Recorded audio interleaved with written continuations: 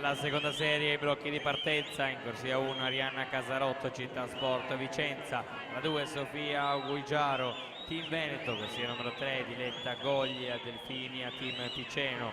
4 Veronica Carli, Piave Nuoto. Corsia numero 5 Sofia Bissesti, nuotatori trentini.